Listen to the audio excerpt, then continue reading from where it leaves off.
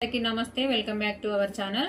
చూడండి ఇక్కడ జాయింట్స్ దగ్గర హ్యాండ్స్ జాయింట్ చేసిన దగ్గర ఎంత ఈక్వల్గా వచ్చిందో, ఇట్లనే చివరి కూడా హ్యాండ్స్ చివర్లో కూడా ఎంత ఈక్వల్గా వచ్చిందో యాస్టీజ్గా కింద కూడా ఇట్లా ఈక్వల్గా రావడం కోసము ఎట్లా సైడ్ జాయింట్స్ వేసుకోవాలనేది నేను ఇప్పుడు క్లియర్గా చూపిస్తాను. చూడండి, ఇది చాలా వరకు అయితే కొందరికైతే సైడ్ జాయింట్ వేయడము కరెక్ట్గా తెలీదు.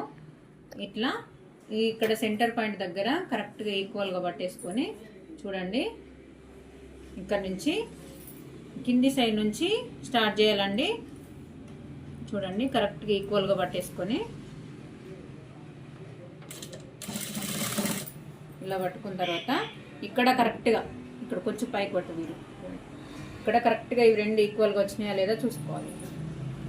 ఇలా చూసుకున్న తర్వాత ఒక స్టిచ్ అయితే వేసేసుకోవాలి.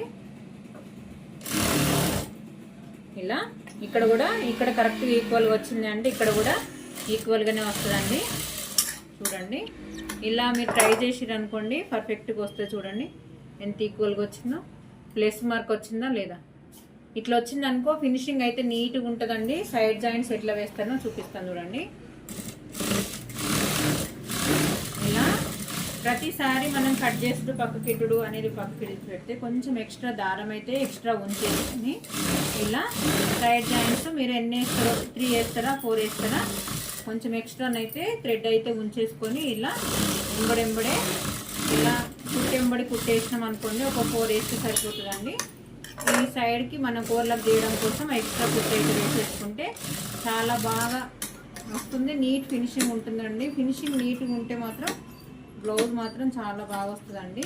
వేసుకుంటే కూడా చూడడానికి లుక్ బాగుంటుంది. ఇట్లా ఈ ఎక్స్ట్రా దారాలు మాత్రం తీసేయాలండి. తీసేస్తే నీట్గా ఉంటుంది. చూడండి, ఇక్కడ కూడా ఎక్స్ట్రా ఎక్కువ తక్కువ రాకుండా వచ్చింది.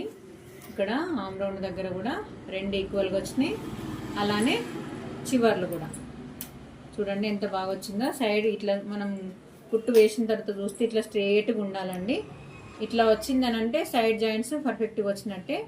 ఓకే అండి, వీడియో కనుక నచ్చినట్టయితే లైక్, షేర్ అండ్ సబ్స్క్రైబ్ అండి. Thank you.